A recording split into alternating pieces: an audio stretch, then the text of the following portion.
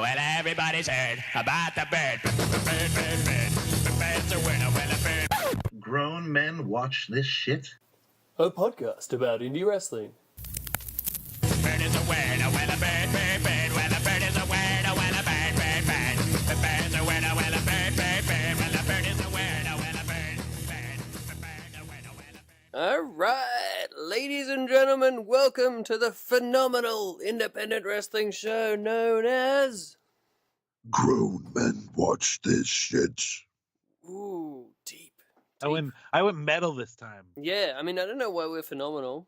We're not going to be talking about AJ Styles during the show. I just said grown men. I didn't say phenomenal. I just said grown men. I said phenomenal when I threw through it.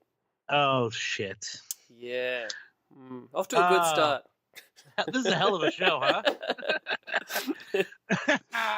And we're freshly tuned because we had a show recently. You'd think we'd be better at this by now. No, it's like we get worse with more practice.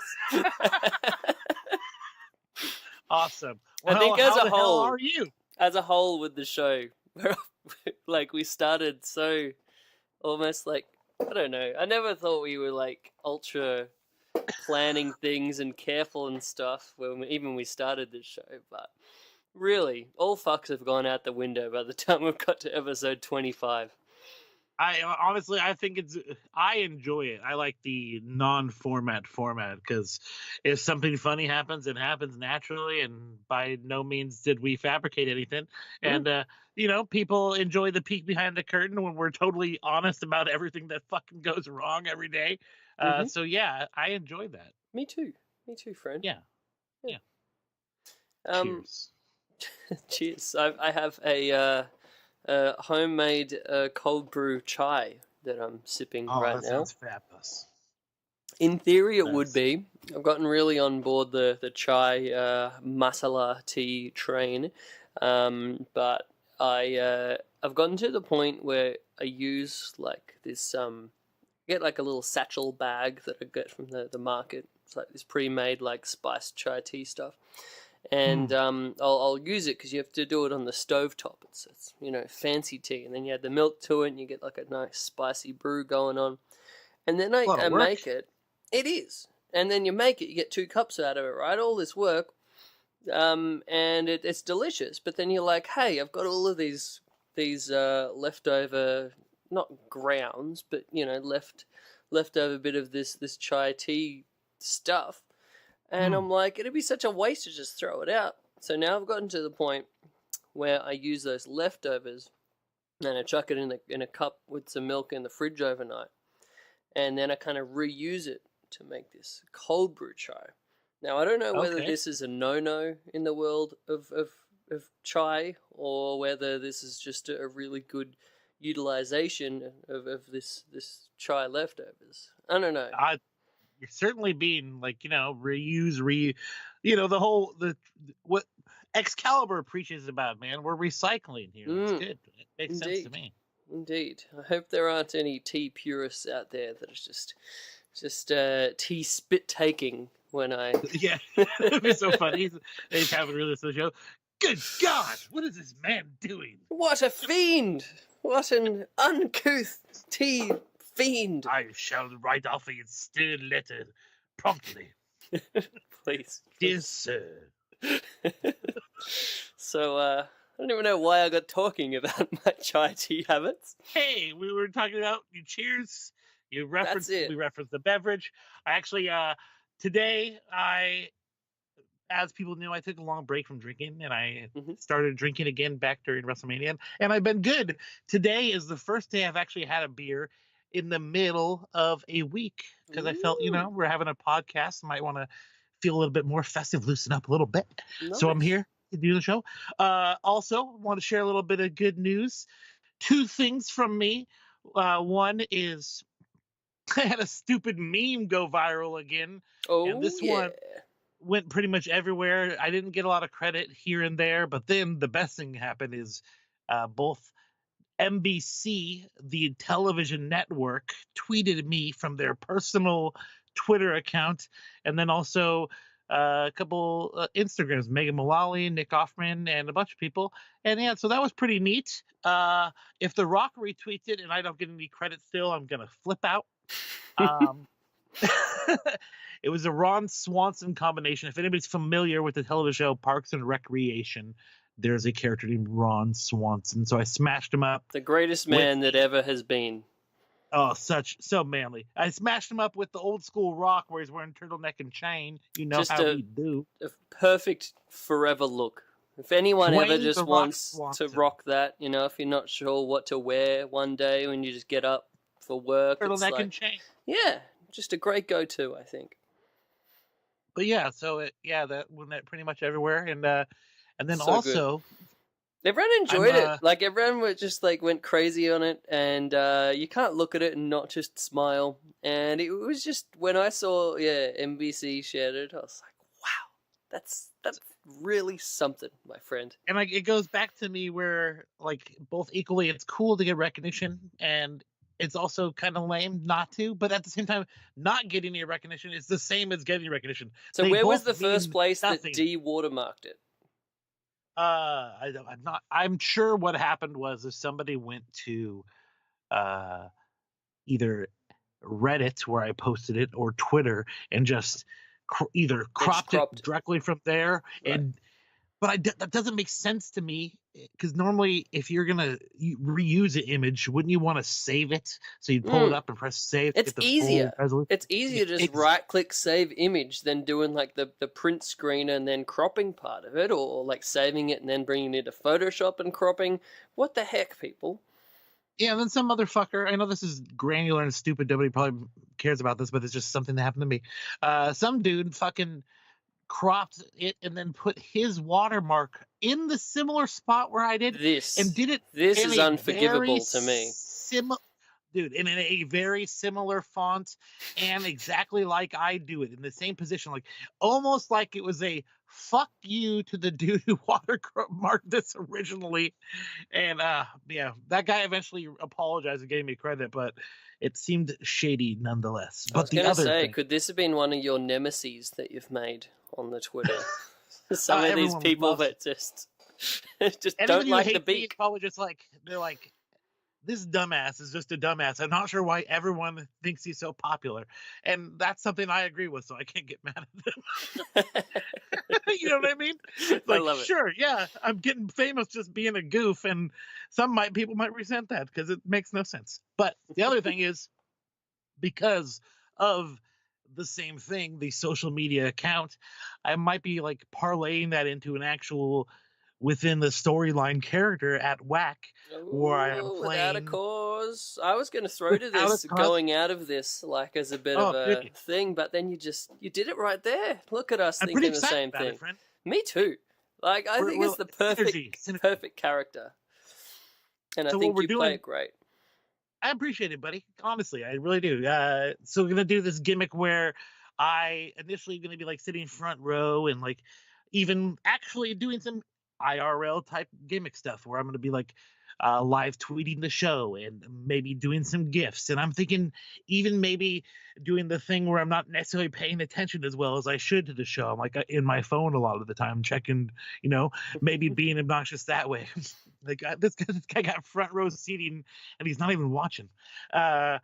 So I want to do that, but basically just being a social media influencer for Whack and then maybe turning that into like a managerial position. Yeah, so that's what I'm looking forward to. I really want this to get to a point where you have wrestlers coming to you because they want to increase their social media reach, their social media footprint, get more bookings through the social media, and who better to go to than the fabulous Mr. Big.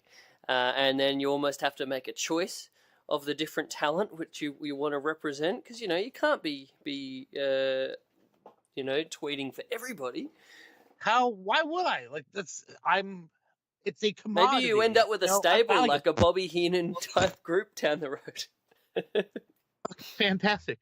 Oh, dude, for a second there, my fucking USB fucked up. So if I cut out again, I apologize. Are you still with me? Yeah, I can hear you. I heard a little bit of a muffling, but I think we're okay. Yeah. Head out for a second. But yeah, so that should be fun. And I thought it'd be fun to like do promos where I don't actually necessarily talk at first. I like tweet what I'm gonna say to the guy, and he just reads it while I'm standing there. Because I do kind of have stage fright, and I think maybe playing that into the character for a little bit at first, maybe like making it like this guy is more of a talker behind a keyboard, which is kind of what people on the internet are. So that'd be hilarious. You think that'd be good? I'm just envisioning like this interview where they're interviewing you, and then they ask you a question, and then you look down at your phone, you type out the tweet, you tweet it, and then you just show the screen to the camera. or the guy next to me just has to read it out loud to everybody. Like he has to dictate what I said. Like, I think that'd be fantastic. Yeah. But like, anyway, you serious, bro? You serious? You're tweeting your responses? Okay. Yeah. So much heat. People are like, what the hell? And I wanted to say, like, I have more Twitter followers than the entire roster of Whack, but I technically don't now that they added Tom Lawler. So fuck you, Tom. I like the idea of saying that you have more followers combined of all of the of Whack, excluding How Tom Lawler. How obnoxious if it could be true? Lawler. You know what I mean? It's, like people look like, oh, this motherfucker ain't lying. Yeah. So all right, let's move on. That's about me. We got a bit of an action-packed show today. No interviews, but I think that was good. That's been a blessing because we got a whole bunch of news and shows that we have watched, and I think it's great. We've watched a great variety of different types of indie wrestling. You know, very, very contrasting types, but all fun and beautiful in their own way, you know? Like a woman. Yeah. Yeah, we watched not only a little bit of Penis Party, which was actually turned out to be a pretty big hit, and some pretty cool matches occurred during the WrestleMania weekend on that show. We watched Fight Club Pro, one of their Dream Tag Team Invitational. Night one is what I watched. I think you watched both. The most recent show on their streaming service. We'll probably get to the others as they go up, but just night one was we mainly just wanted to watch this because we both heard that two of our very good friends, Mark Davis and Jeff Cobb, were battling one another, and it's so weird. How could we not cover this? Yes, and then also the most. Actually, there's a GCW show coming up Friday. So yeah, it was Crime Wave, the most recent one, which was pretty fucking crazy. My roommate Justin was listening to some of the commentary, so he walked into the room during Mance Warner and Schlack. So we'll talk about that a bit. Awesome. Too, so. And we both watched the NWA Jim Crockett Tag Team Invitational, right? Yes, I can't believe I watched so much wrestling recently. Yeah. And the regular WWE stuff. Man, you're insane. I'm still trying to get caught up with New Japan, personally. Like, I'm still watching shows from before the Madison Square Garden show, trying to make my way through this New Japan Cup. So I'm very much falling behind in the New Japan. I'm going to have no hope to be caught up in time for the best of the Super Juniors. But that's a whole nother story. I'm over here obsessing with old Japanese wrestling gifs. Oh, they're beautiful. I love them. Hashimoto is the fucking man, dude. Yeah. Every gif I see him, like, this guy is the shit. This big boy moves. He has the best brain buster I ever seen because he actually looks like he's busting somebody's brain. Best DDT that you ever did see as well. It's beautiful. Yeah, he's just a fucking badass. And pretty much everything that people like about Samoa Joe, he just jacked from Hashimoto. Hashimoto's the man. Anyways. So good. Yeah, I haven't actually watched all that much old school Japanese wrestling this week with all of the other things I've had to watch, which is a bit sad. But I have. Oh, this is exciting news. Just today, I bought my return tickets for my next trip for Japan. Planned it out quite a bit out in advance. I'm going over in November. So I'm going to be over there for my birthday, and I'm also going to be over there for the biggest show of the year of my favorite wrestling promotion in the world, Pro Wrestling Noah. Their big show at Sumo Hall. So I am really excited for that. Going to be a lot of wrestling had. Sweet. Mm-hmm. And I made a dumb stopover in Shanghai as well. Like, I could have gotten it cheaper if I didn't have the stopover in Shanghai, but I wanted it just to, like, have some time to, like, leave the airport and do a bit of exploring, because that was really fun to do in Hong Kong last time, so. Are you going to do much shopping at all? I more just, like, go out, wander around the, downtown area or whatever, find all of the best coffee places, drink all of the best coffee, eat tasty food, and then that's about it. That's all I want to do. Well, if you, I know you're going for a Noah show, but if you encounter any shops that have any cool Suzuki shirts, you should score me one and we'll exchange. Oh, yeah, I'll be making sure to go to the actual Minoru Suzuki shop that he runs in Harajuku called Pile Driver. Yeah, I'll make sure to go there for you. Mm-hmm. Cool. I'll be getting you a little present ski, I'd say. Oh, brother, appreciate it. Mm-hmm. So yeah, that's going to be fun. But let's jump into these shows, man. I mean, which one took place chronologically first? Probably Penis Party, right? Penis Party. And on the note of that, beep beep beep beep beep beep beep beep beep beep beep beep beep beep. Coincides. Beauty. David Arquette-Watch 2019. Wow, that was pretty much seamless. We didn't plan that at all. Beauty. Such Actually, I had spontaneity an here. update, an on-air David Arquette-related update, something I've confirmed. I know we've come pretty rapid fire with the shows recently. Maybe bringing one again next week if you are down. I talked to RJ City, one tag team partner of David Arquette. And he'd be interested in extraordinaire, yeah. Hilarious individual. One of the funniest guys on Twitter. Interested in maybe possibly recording the show with us next week on a Tuesday, maybe to drop again on Wednesday. What do you think? Sounds good to me. I'm just gonna ask him, like, spend the entire interview talking about David Arquette. Like, that's it. I don't care anything else about the rest of his life. I told him I mainly wanted to get him on to talk about comedy and wrestling because that's something that's a passion for me. That's I guess. And him as well, and then also, David. I'm sure we can bring it, or pull his ear a little bit about some David Arquette stories. Yeah, I think so. All right. So yeah, David Arquette-Watch 2018. RJ City coming up next week. That's exciting. But yeah, so by the way, you said 2018 just now? Did I say 2018? Yeah. Oh man, we've gone back a year. Oh, my brain is melting as we speak. That's what the problem is with that rehashed tea, man. It fucks you up. You can't remember shit now. You normally get alert with this tea, not so much. Exactly. I don't know. But so we have obviously pretty much the entire reason that I watched the Penis Party being David Arquette versus Timothy Thatcher. And we were both real sad we didn't get to go to this in person. But, like, in hindsight, I think we did make the right decision. That was Spring Break Night 1 that this was clashing with, right? Mm-hmm. Yeah. But it was great to go back, rewind the clock, and make sure we watched this properly and gave it the tribute that it deserved. First thoughts upon watching Timothy Thatcher and David Arquette, sir? Exactly what I expected it to be. It was a ground and pound type of situation where clearly Timothy Thatcher felt he had no reason to take this man seriously. That showed. David Arquette clearly playing this guy who's like, by any means necessary, at least trying to get some sort of offense in edgewise, and of course coming up a little bit short in the long run, but getting, definitely, I imagine, earning a little bit of respect from the audience. I wouldn't say necessarily from Mr. Thatcher himself, but nor from Don Callis and Excalibur, quite frankly. Oh, they buried him the entire time.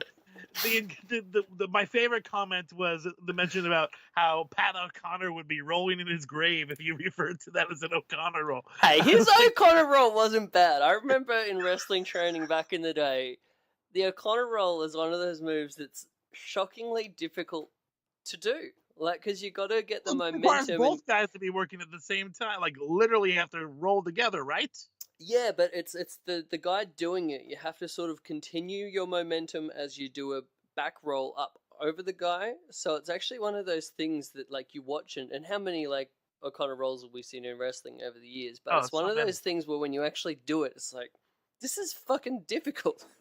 I mean, some people just get it on the first go, and it's just like not even a thing. I think that's why so many matches everyone's, or not so many matches, but it does get incorporated quite a bit. And I think it's because once you master it, you're like, well, I got to throw in a Connor roll in here. You know what I mean? Like, I fucking do it. I might as well. I love how, like, as fucking incredible a wrestler as Pat O'Connor was, probably like New Zealand's greatest export, I would say. You know, even over the top of the sheep herders. I can't believe I said that. But, you know, all these old school workers rave about Pat O'Connor being like the greatest wrestler they ever worked, and just like being incredibly like a technician and all that. All people know of Pat O'Connor now, it's like, it's kind of sad. Like, all we have left is, oh yeah, we know the O'Connor roll. Yeah. Well, a few people even get a move named after him, so hell, come on, that's one thing you can hang your hat on. I got a particular move named after me. Also, the only think about New Zealand born. Luke Gehrig's got a disease. That's true. I'd prefer to invent the O'Connor roll than invent Lou Gehrig disease. Just saying. He didn't invent Lou Gehrig. What an asshole! His fucking baseball player invented a disease. Why did he do it? I don't know where to go from that. That's what people like about our show. You said fucking Lou Gehrig invented Lou Gehrig disease. Oh, okay, go ahead. I like the idea that you've sort of painted him as like an evil scientist genius that's in a lab pottering away, creating various terrible toxic diseases. And he gave it to himself on accident? Yeah. Well, that's the ultimate test, right? Cruel nature. Getting picked on himself. Officially has it, and then like the lightning cracks of a dark night, and he like, reaches to the skies. I did it! Damn you, Lou Gehrig! Damn you! All right, go on, please. Fuck. So back to the match. Exactly. It was David Arquette getting beat up, and honestly, I loved it. He just got his ass beat. Just his ass beat fun. The whole time. Yeah, it was fantastic because I really dug that it had like when you see these like kind of almost like, I hate to call like a David Arquette match like a celebrity match in this day and age with everything that David's like put into it to actually like, you know, grind it out and try to be more than a celebrity wrestler. But in a lot of these type of matches, right, I'm really like in my mind, I got like that Jay Leno match in WCW back in the day where they just like, it's like wrestling just turns into pretend time, and it's like, you know, here's the celebrity who can, you know, do the things, and it makes the wrestlers themselves look terrible because they're selling for like a celebrity, right? This was like the opposite of that. It was like you had the legitimacy through it, which I thought was really cool, in that Thatcher has the rep of being just a badass wrestler, just like an amazing badass wrestler, and David Arquette is obviously still learning the ropes. You know, you don't learn this thing overnight. And so it just told a great story of exactly what you thought would happen. And Thatcher just beat the shit out of him. David Arquette just wouldn't die, though. He like, there was a bunch of times when he like almost got pinned and he got out, and Thatcher was quite annoyed by him as it went on. But yeah, I thought it was like, it didn't break the suspension of disbelief, whereas a lot of these type of matches generally do. So I thought that was I would call it an overall good match. It was sound, the character, the story was perfect. They played it out perfectly. Every time David DDP got in the offense, DDP came out. That was pretty great. But anytime David got some offense, like, Tim looked actually shocked that like this David Arquette, the TV or movie actor, is actually smacking me in the face and shit. Like, I don't know. I really enjoyed it. And I popped as well for shocked. Like David's reactions as well, where like David was shocked at his own abilities, kind of thing.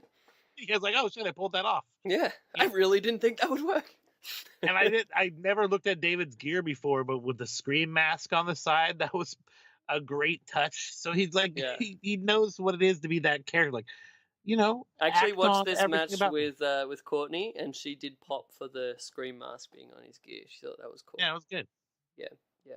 I love the finish as well, where David went for like a Rana, but he didn't quite get the legs over Thatcher's shoulders, and he almost went for like a waist Rana. Almost like it was going to go into like a bridging thing or something. And then I don't know whether he like actually legitimately fucked that up, and Thatcher was just like, all right, we're done now. And then just crunched him down in like this awesome Boston crab and just got him to tap out. Or whether that was like the planned finish. If it was the planned finish, I thought it was brilliant. David and Arquette fucking up this Rana and then just getting caught. Boom. Or maybe it was going to be like the whole Rana gimmick. Or maybe actually that's a great, super smart finish. Or maybe it was just a legit fuck up where Tim's like, all right, let's take it home. Yeah. Either way, but props. It got buried by the commentary team so bad. I wish they hadn't. Honestly. I like Dawn and I like Excalibur. They're both great. And it felt like they were trying to pop each other the whole time. But it was, I don't know. I wish they hadn't buried everything he's trying to do, make him look like a total goof. Yeah. I don't know. It's a fine line, right? I guess from Don's perspective as a former veteran of the wrestling wars, he has to bury David Arquette to a certain extent. But I don't know. I followed into the next match actually, which was Bill Carr and Dan Barry in the explosion of Team Tremendous. How was that? I stopped after that match, sadly, with all the other wrestling I had to watch. It actually was pretty great in the overall thing. It started off where, they're two buddies, so they didn't really want to do anything to each other. And they just brawled around the outside and fucked around a bit, and then found a streamer and started throwing the streamer back and forth at each other and actually bumping and selling the streamer. And like, it was funny. And Don Barrett is like, I can't believe these assholes are fucking bumping for a streamer. That's the most embarrassing thing. And then it got into actually doing like some of the not super deathmatch, but traditional stuff. Like they did some stapler spots, and there was a barbed did they wire actually bat. staple a dollar bill onto one another's head? Because that is the only way whether you know it's actually got a staple in it, my friend. Here's the thing. They did staple a $20 bill to Dan's arm, which then this is what made me finally realize the stapler gimmick dawned on me, brother. And I feel so dumb. There's got to be at least one staple in there, and then no more. Like, you just staple once, and then every other staple's a fucking work. I can't believe it just dawned on me recently, because I watched two matches this weekend recently with staplers. So I was like, oh, well, shit, that's got to be what's going on there. And I felt like such an asshole that it took so long to see behind that trick. But at the same time, I'm kind of bummed that I figured it out. You know what I mean? Yeah. I don't know. Like to me, if Schlack is doing that, like, there are probably all staples in every one of those. I ain't thinking that shit, motherfucker. This is the guy that like put a fucking light tube down the inside of his jeans, that show that we watched, and like took that fucking bump. It's like you can't even see it. Like he just does this stuff for himself. But yeah, then also they did skewers and a barbed wire bat. The skewers was gnarly. Where did this hate come from? Has this been some built up simmering heat in Team Tremendous for some time? It didn't seem like it before, no. But they're like, yeah, we're doing this shit. And then DDT with skewer still in the dome. Unfortunately, the cameraman and I Matt Farmer called me out for this. I felt kind of like an asshole. But during the match, you could see Dan Barry, while he's fucking grinding the barbed wire bat into Bill's head, Bill's going up there and cutting the shit out of himself with the fucking blade. You could see it clear as day because the fucking cameraman closes in on it.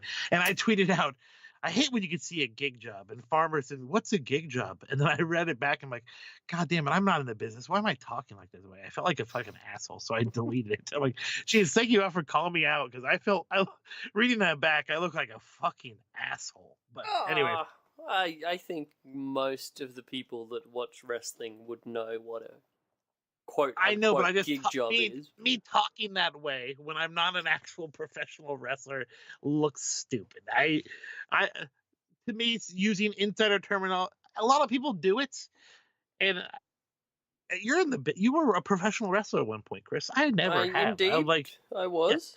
Yeah. Don't you take offense when like a fucking fan talks like they're inside the business all the time? I have a system where if the person is not my friend and they talk like that, I don't like it. But if they're my friend, it's okay.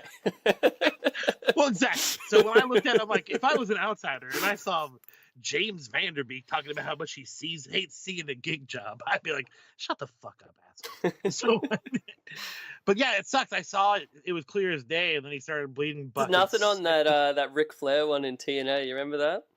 Oh, Lord. Just like walking down the aisleway, like scratching at his head. What's going on? But yeah, the match was fun, and then it was just interesting to see these guys do. I thought it was going to be all comedy, and they actually did a bunch of traditional fucking deathmatch spots and it got pretty fucking bloody. Dang. Anything else on that show that you worth mention? Tracy Smothers getting fucking ridiculous. Did you hear about that promo? Oh, was that in the match with Sue Young? Yeah. I was gonna go back and rewatch that and rewatch the animal match before it, but I just didn't have time, because you know how much I love me some Tracy Smothers. Dude, all right, we'll get one. I didn't watch all of them, but one of my favorite lines is like, "All right, let's go into some of that fucking scientific shit and bore the hell out of these fuckers." Or something. That's basically what he said. It was so good. I always loved Tracy. He was the first guy that I ever heard come out to a crowd and basically get heat, and everyone's booing. He's like, "Everybody stop booing, or everybody dies." It's just about to commit mass murder. I always thought that was great. People should watch that promo. I'm sure there's more excerpts of it that I'm sure will end up on YouTube. But the Tracy Smothers promo is pretty great. He does not want to wrestle Sue Young at all. I told you he was the one guy I paid got a photo with at WrestleCon. Yeah. That's I don't care awesome. about anyone else. I just want Tracy Smothers. I think it was like $10. Was it much? $10? Yeah, I got a signed autograph, maybe 10 or 20. So I was like, I'm happy to pay, old Tracy some money, whatever. I should have gave Onita some money then.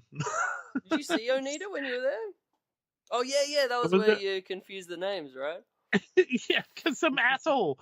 Dude, honestly, I knew who it was at first. I walked up to the guy and I called him by his fucking name. He would not have, if I walked up to Onita and called him Otani, he would not want me to take a picture with him. He would you know what I mean? I mean, unless he's the most polite Japanese guy, like stupid American, doesn't know it's two Japanese wrestlers. He'd probably do it, but give you a real condescending look while doing But the looks, so. he looked totally fine to be taking a picture with me. Nice. Yeah. But yeah, overall that show, I just watched that bit, and when Joey Ryan came out and made everyone point at his dick like it was the WrestleMania sign, that was kind of funny. That was pretty funny too. Yeah. And you had all of the dicks that came out with him. Yeah, and one black guy was in the black penis, but then also for equality, there was a white man in a black penis costume. Oh, I didn't notice that. I believe that means racism is over, sir.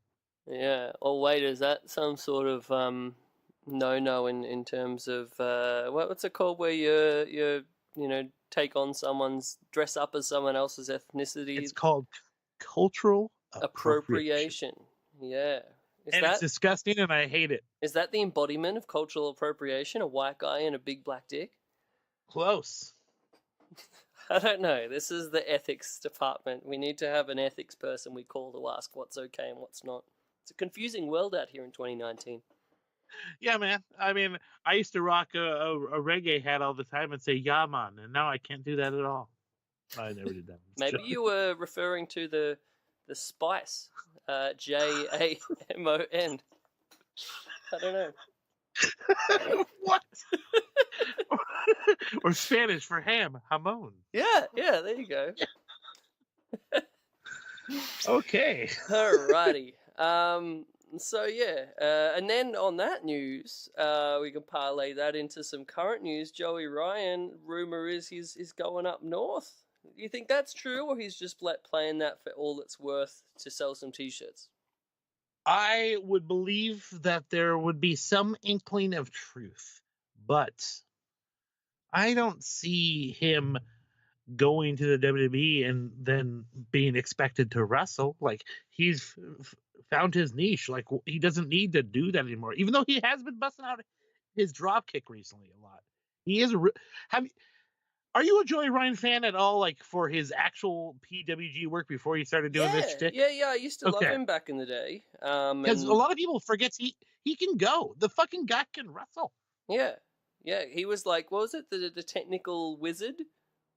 Was his... Yeah, when he first started out. Yeah. Like, he was like all goth almost at first. I remember it was a match with like him, and it was someone who was actually like a really good technical wrestler, like Bryan Danielson or something. And I remember Excalibur on commentary was like, okay, at this point, Joey is more the technical apprentice. That's great. So yeah, I could see him being a coach for like character stuff down there, but like, I don't see them bringing him in to have him do the dick gimmick. I remember Court said on maybe one of when he was doing the MLW radios while MLW was still a thing, and someone asked him about Joey, and he said about Joey is so good because if you're doing a family show, he can go out there and he can do like a family-friendly version of his gimmick. And he can give whatever is needed for the actual audience. So I don't think he's necessarily that limited in being able to be like, oh well, he can't get people to touch his dick on WWE TV. So what's up? You know, I'm sure he could do a variation of that that's maybe a bit more subtle, or I don't know, where it could still play real well. I don't know. It'd be interesting to see how it goes. Honestly, I think the best bet for him would be AEW, for at least if they're offering big money paychecks or contracts for just signing up, might as well take that if you can keep running with what you're doing and still work out outside dates, right? Yeah, you would think so. I mean, is this whole thing of like the rumor of him going up north just again so that they can prevent a hot act from going to AEW? This is so insane to me, man. Like, are they just going to lock up his contract for the next 3 years and he does nothing? Because they're petty. Yeah, well, you think it's that much, man? I hate to think that they're that petty. Like, I don't love WWE enough to believe that they're not a corrupt company, but they're like, fuck, we gotta lock down that cock, man. Lock down the cock. What was your tweet, Vince? I need that cock. I need that. God damn it! I need that cock. It baffles me. Like, I can't see Vince McMahon being so mad. Like, we need Joey Ryan and a mustache, and then like people like, so much so that they made Bobby Roode shave his beard to just a mustache. Like, good Lord, fans, like, you're insane. One could possibly be true, but both can't. I don't know. We'll keep track of this story for our listeners at home, and we'll see what happens there. But apparently, I'll be going to part of the Joey Ryan farewell tour in these World Series wrestling shows coming up in a couple months in Melbourne, Australia. So, beauty. I'll let you know how they go. Alrighty. Yeah, but on to our next show. What's chronologically next there? The NWA show, maybe? Or no, the GCW Crime Wave, I guess. Yeah, right? Dang. So, this was one we didn't actually watch live. And I was sad that I didn't watch it live, but I heard all of the good things about it afterwards, which you often do about the GCW shows. And this was in Philly. It was in this, like, the venue was awesome. What did you think of the venue?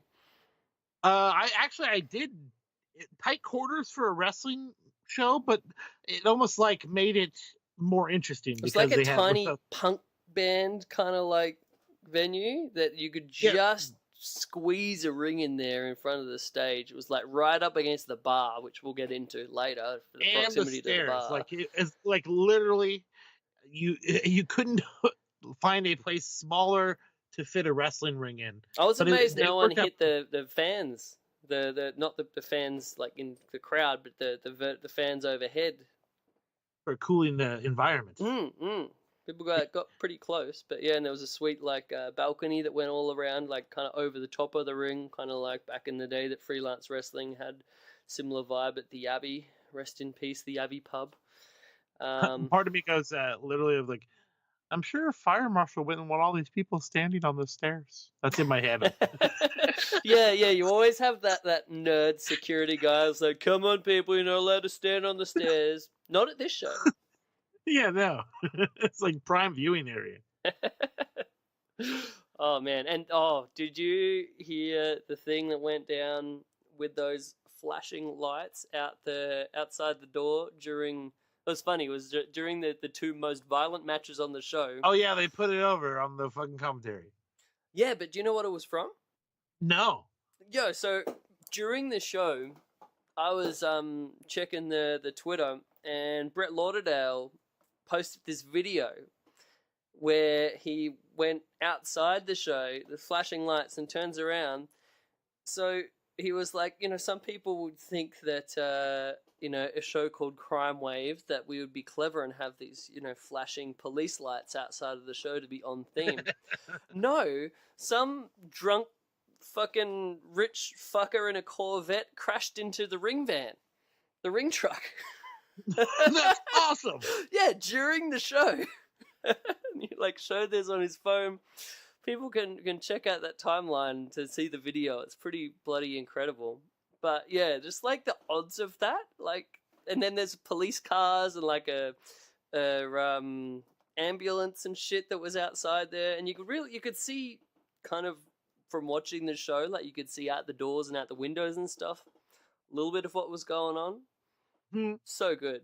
I love when That's shit amazing. like that just comes together. Yeah, that's so organic.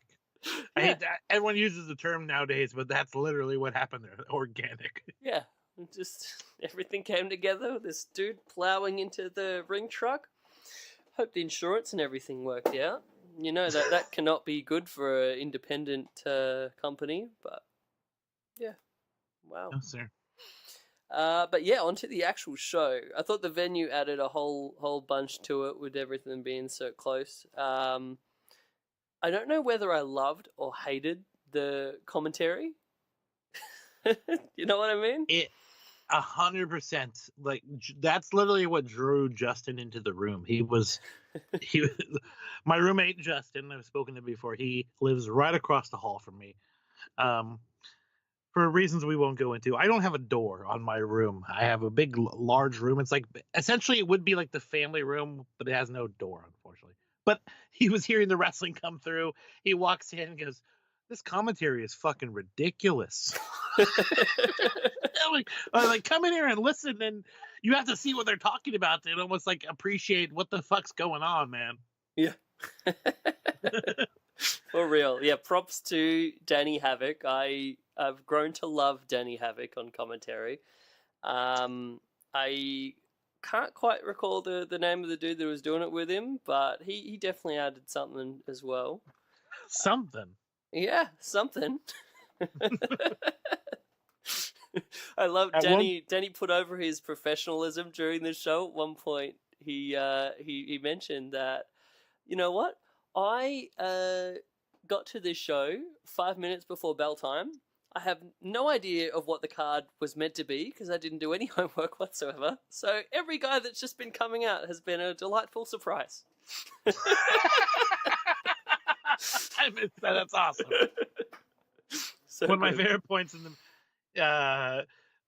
during, I think it was Schlack and Mance. At one point, the guy goes Northern Lights suplex, and it definitely was not the Northern Lights. I was like, no, that was not. Yeah. I just want to do that during the show, like just call like elaborate names for moves that are not the move at all. Like, just, You sound like if nobody knows what you're talking about, you sound like you know what you're talking about, but it'd be fine. Yeah. Splash Mountain Bomb! Like, that was a hip toss. Yeah. So good. So yeah, that was like a fun, almost like an Easter egg thing to follow through the show. Just the ridiculous shit that was going to be said on commentary. There was a bit where Brett Lauderdale actually got on commentary, and the microphone wasn't working. So all we heard was Danny Havoc doing half of the commentary, and then faintly, if you turn up the volume really loud, you could hear Brett's voice coming across onto Danny's mic. So you could sort of hear Brett's additions to the show, but not really. The professionalism here was 5 stars. It was great. Yeah, it almost made the show better. Yeah, there was parts where the camera, and to think this is live streamed on Fight.tv, and there was a part where like the camera was just sitting on the bar for like a good minute and a half. I never caught that. That's awesome. Yeah, because I just watched the thing from start to finish, and yeah, there's all these lovely little bits like that I appreciated. That was fun. One of my favorite moments was during Ophidian and Gringo Loco. That was a great match, hey. I enjoyed the lucha spots. Some really great lucha stuff in that match. But at one point, Ophidian was going to do a dive off the top rope, but he chose to run down the bar. But he had to ask the cameraman to get the fuck out of the way to allow him to run down the bar, to jump up onto the top rope, and then deliver the fucking dive. It was pretty cool. A lot of people walked along that bar on this show, and I was asking, like, because Courtney was there in the background doing her uni work while I was watching this, and I'm like, do you think the venue is just that chill with people walking on the bar? Like, has anyone asked? Like, to me, generally, walking on the bar counter is frowned upon, but maybe that's just me. I don't know. Maybe rules are different in Philly. No, definitely, no one's supposed to be doing that. They even mentioned when Joey Janela was in the match with Tony that it looked like he was about to deliver the pile driver onto the bar itself, and they go, I don't think the bar management has approved that. Did anyone approve this? Do they know? Are we allowed to do that? It clearly sounded panicked. Yeah, I loved how, like, because the bar, and again, just how jammed up this venue was. Like, the bar was, like, basically right to the edge of the entranceway, which was right next to the ring. So, like, I think, Marco Stunt, like, just came out the entranceway and then stepped up onto the bar and then just walked along the bar to then get in the ring. No one cares about etiquette on this show. No. But yeah, there's some fun shit. That match, again, as always, Gringo Loco is just bloody great. More people need to book him and get onto his magic. He just like makes everyone else look so much better. And Ophidian's real good too, man. Like he's been doing it like so good since Chikara. Because I remember Ophidian from back in the day, just doing like the Egyptian Osirian dance Portal thing, Osirian Portal with Jonathan Gresham back in the day in a prior life. And yeah, he did cool lucha spots, but never to like the level of what we saw on this show. So it's like he's really improved. Yeah, one moment that I hate it stood out so long because fucking when Gringo Loco was standing, he climbs up onto the ropes like he's gonna do a spot, and then he's not actually on like in the corner. He's like off the apron, and he's standing on the second rope, kind of leaning on the third rope, and he's standing there forever and ever and ever as Ophidian is going to do a spot, and Ophidian eventually gets to the point where he just does a simple Hurricane Rana to take him off the fucking ropes. Like it, I hate when people hang out on the ropes for so long and look like a fucking asshole. Like, I get it, you're doing a spot. Make it a little quicker. You're making your pal look like a fucking dickhead. Yeah. I mean, you get that a lot with lucha style stuff, or like just matches where it's like so convoluted in terms of like the way you're putting stuff together and how intricate it's put together. Like, it's funny. Like you would just think in that moment to just, all right, fuck this off. This is taking too long. Let's go to the next thing.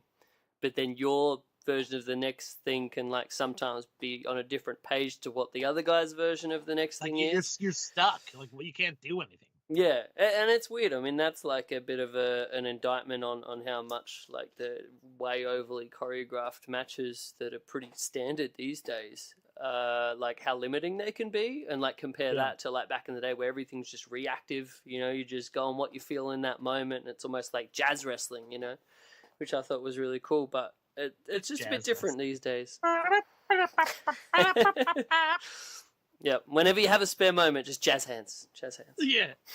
But no, I thought it was fun match. It was a good match. Real cool shit. And then what was the next thing of significance to you?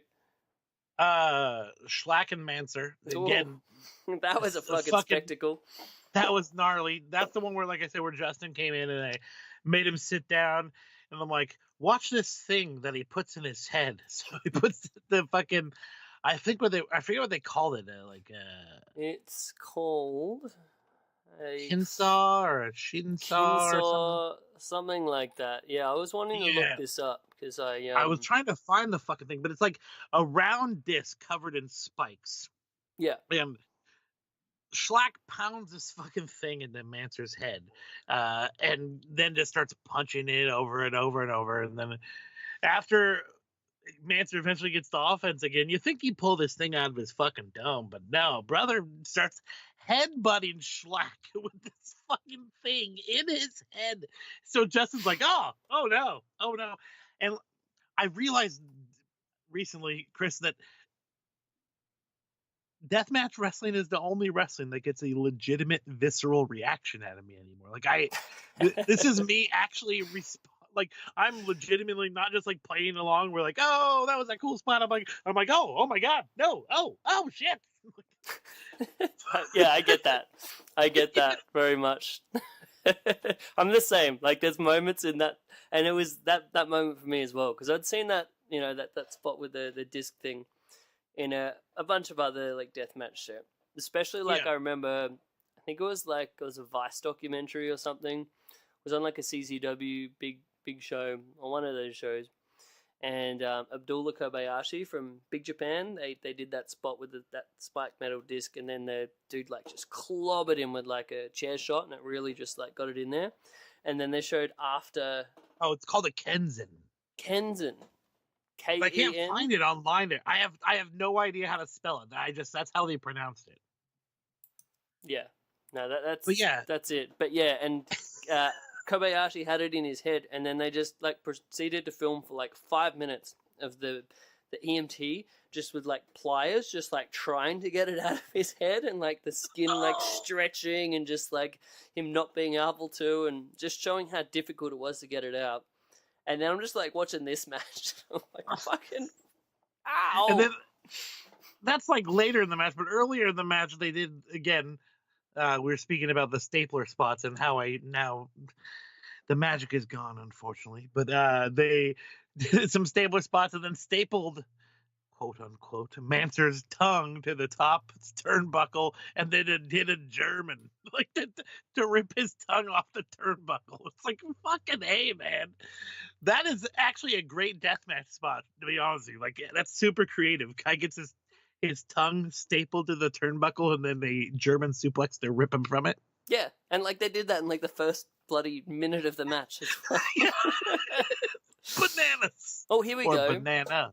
A Kenzan, also called. Spell it for me, buddy.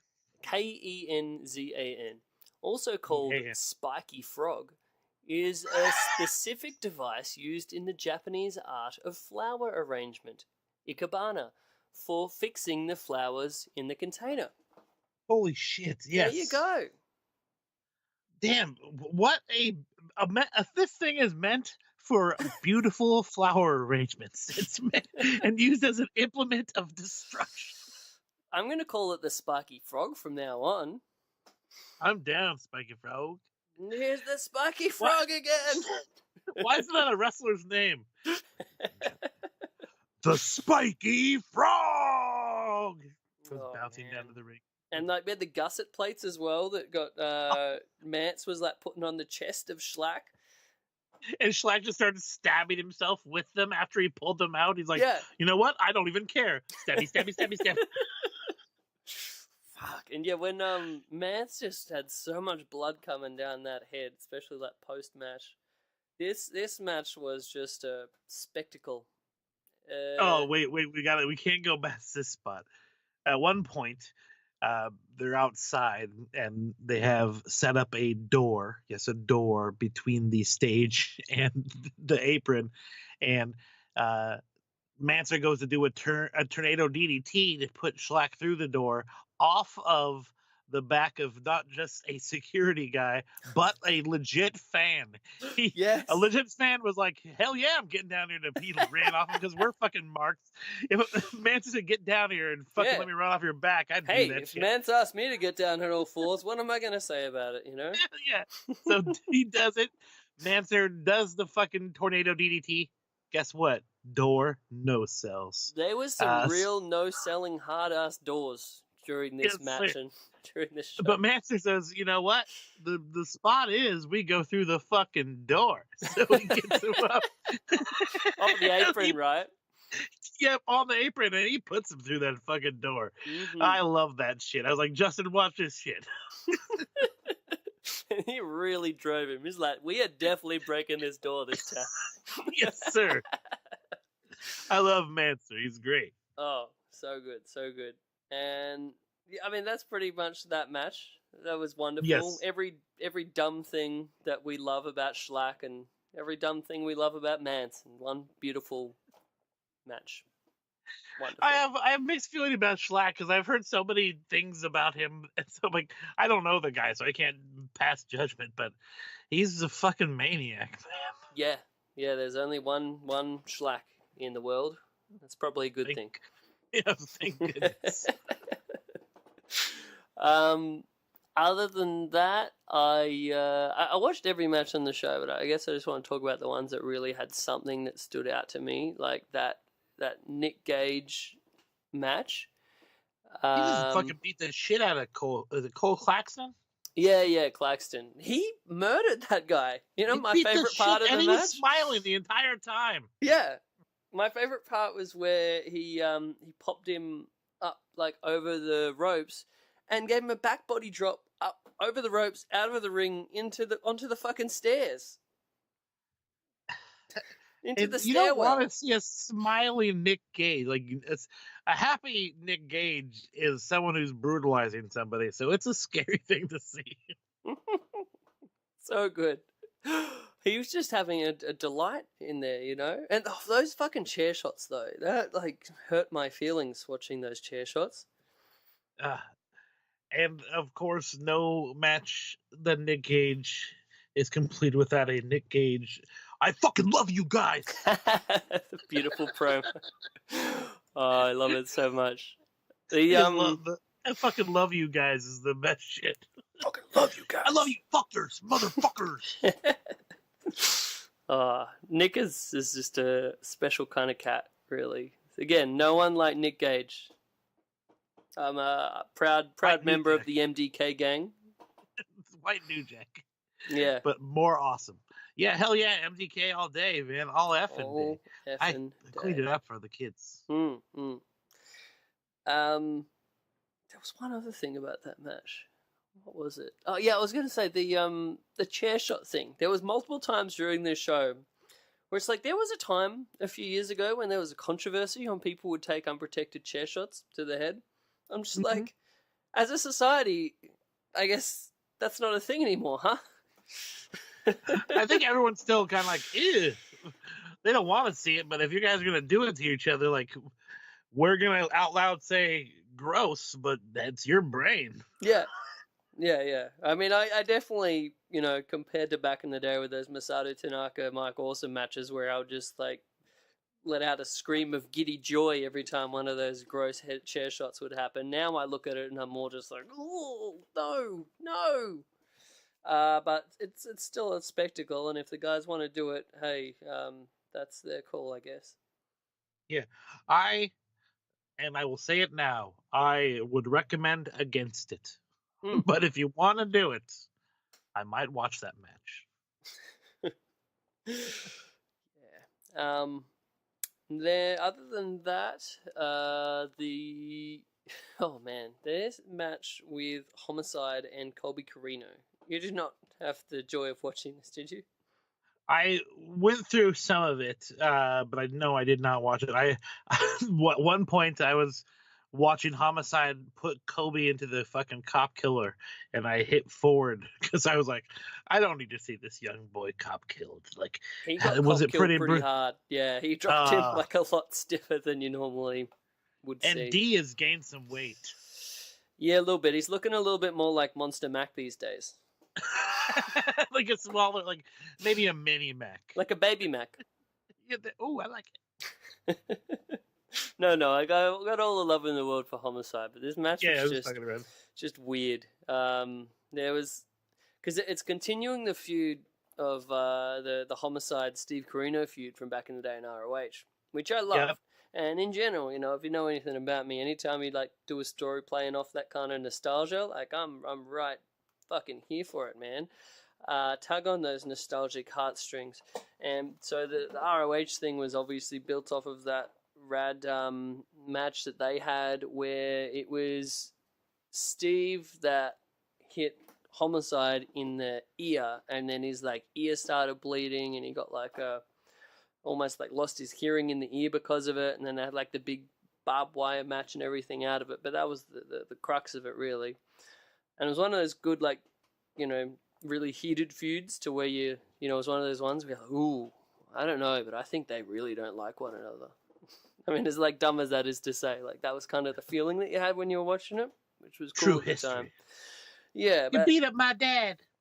Yeah, now we fast forward 20 years or whatever it is, and we had the next generation version, and to start it, Homicide like cut a promo into the camera, assuming that Steve Corino was watching this from NXT, and he just told him how much of a bitch his son was, and he basically said he was going to rape him. He was going to rape his kid live on the pay-per-view.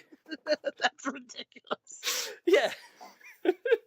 I'm going to rape your kid there, Steve.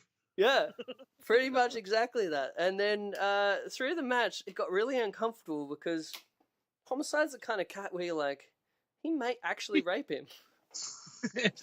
The whole time I was, when I saw him come out, I was like, where's Julius Smokes? And is he fork stabbing somebody?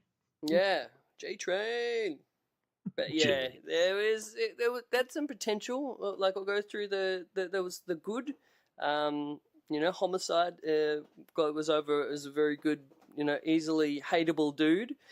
So we got everyone to basically really hate him before the match even started, and got some real mad heat there. Colby had some fire in there. Some of his strikes looked good. Some of his strikes did not look good, but he was trying, and he had some sweet like running knee strikes and shit. So, but then other than that, it just kind of got to a bit where it got a bit weird, and the whole rape thing got a bit awkward too. Like, I don't know how much you want to play on that in like 2019 maybe. I don't know. No. Prob's not, hey. But yeah, and then they had this weird bit where they did like a callback spot to the ear, and the commentary team had no idea what it was about, and they didn't like mention anything about it like being a callback to the ROH match or anything like that. I guess again because of the wonderfully unprepared Danny Havoc, so I can't complain too bad. But yeah, then in the end, they had the finish where we didn't establish who she was. Some sort of girl relative of Steve and Colby. I think Homicide said it was his goddaughter. They thought he said granddaughter, and it's like, how does that even work out time-wise? I don't know. No one knew who she was, and then Danny Havoc's basically, wait, so anyone can throw in the towel now? Could I just throw in the towel and this would be over? Oh, I did see the towel get thrown in. Yeah, so then on commentary, they're basically burying the finish. The logic? Yeah. And then, yeah, just got a bit weird. But I don't know, I mean... it's Steve Corino's dad's sister's cousin. Yeah. It almost like felt like, all right, this is going to make sense because then in the next show, Steve Corino is going to come back and we're going to have a big like barbed wire death match with Steve Corino and Homicide. But I'm pretty sure that's not going to happen. So I don't know what this was. No, sir. So that was that. And then the last thing is the main event. Tony Deppen and Joey Janela main event in the show. And how good's this? Like how much we have some mad love for Tony Deppen, and he's like gone from being that opening match guy to being like main event of the show. And what an excellent dickhead he is, you know? Actually, I think that was truly highlighted by the post-match speech of one Joey Janela, who put him over, Tony, as a stud, as Joey had been doing commentary while he was on the shelf all 6 months, watching this guy wrestle and be a total fucking dickhead while doing so. And he told him what a great dickhead he was and what a great wrestler he was. It was pretty tremendous. And you know what? I'm hoping, and let's start a ground floor campaign about getting a Tony Deppen berth at Bola. What do you think about that, buddy? Oh, yeah. I've heard some rustling in the bushes of that. Groundswell.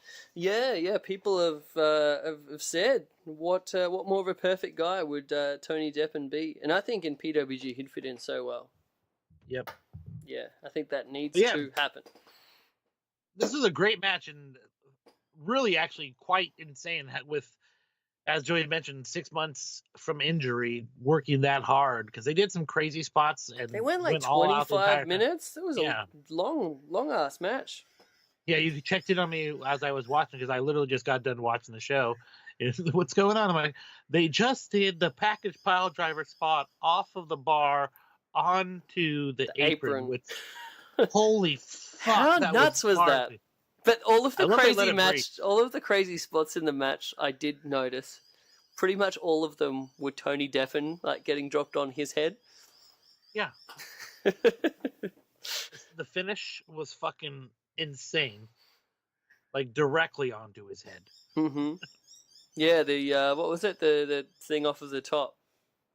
Yeah, it was like a Falcon Arrow kind of driver combination thing. Yeah. Are you in an aviary? I just heard birds chirping. I have a backyard, and that is the birds in my backyard. Those are legit IRL birds. It's beautiful. I always like the sound in the background of if you're ever watching golf. You can just hear the birds chirping. Yeah. I don't spend a lot of time watching golf, but if I do, that's my favorite part. So I hope that we can have the same feeling on this podcast. Except there's a bar for birdie. Choop, choop, choop, choop. Lovely. Yeah. So I thought this match was definitely the hero of the show. It made it.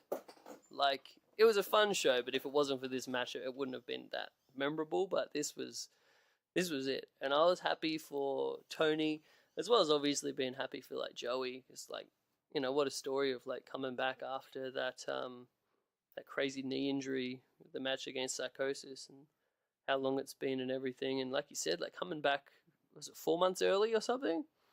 You know, hey, wait, give me a 2-word review for KTB and No Legs. Oh, how did I forget that? Justin! You go 3 words. How was it? Pretty crazy, I guess. But that was the original. Yeah, it was pretty much exactly what we got out of the Deppen match. Okay. But with some more fun big man KTB spots mixed in. Cool. And I guess awesome. KTB being a little bit less of a dickhead than Tony, but still, you know, good level of dickhead. But I guess you have to walk a fine line. You know, how much of a dickhead you want to be while wrestling a guy with no legs. I like there's probably wrestling fans out there that are like, man, I can't stand this intergender shit, but give me no legs. I'm all about it. Yeah. Exactly. Oh, the best part about that was on commentary. again, another one of these wonderful bits of wisdom from Danny Havoc. They're pointing out that it was almost like full circle. In KTB was the opponent for Marco Stunt when he debuted. Is a similar thing to the debut of Dustin. We picked him out of the crowd, and then they remarked about how Marcos in maybe slight different words basically said about how he either, I think he said he's too young or something, and he said, I'm not too young to make love to your mother. I hope so. Yeah. Mom, jeez. Yeah, and then they remarked about how they weren't sure whether he actually made love to KTB's mother, who they referred to as Mama Beast, because he's Kyle the Beast. Oh, yeah, I remember that. And then they were saying about how if this would actually be about the time that the baby would be born, perhaps it's about 9 months later, So is there a little Marcos Beast out there somewhere? I don't know. Adorbs. Yeah, I enjoyed that. That was fun. So yeah, would recommend checking this show out if you just want some fun, dumb shit to watch. It's everything you want out of GCW, really. Yes, indeed. GCW continues to bring the fun. And on from that, something completely different. We watched the NWA Crockett Cup. Did you just sort of get this on a whim, or what? I actually just happened to... I saw some people tweeting about it, and I jumped on to a service that maybe streams some of this shit for free. Apologies, NWA. I don't normally steal shit, but hey, every once in a while, if it just falls in your lap, you do it. But yeah, I just watched it on the streaming service. I paid for it, so I feel like that sort of works it out. Through at least the podcast, we got half our dollar. Yeah, at least this podcast, we got one purchase, so that makes it sort of okay, I guess. There you go. Yep. Pop my shekels down. Mm-hmm. But yeah, actually, this was a really fun show. I like to see my boy Royce Isaacs, former Defy Tag Team Champion, actually featured pretty prominently, and in it seemed like a wild card gimmick. They put him in the former Bram Tom Latimer together. Mm-hmm. I was surprised to see how far they went through the tournament. Yeah, especially when they went over Flip and Bandito, because I thought it was pretty much a foregone conclusion that the final would be Flip and Bandito against PCO and Brody. So I was like, that'd be a great match, and it makes sense and everything.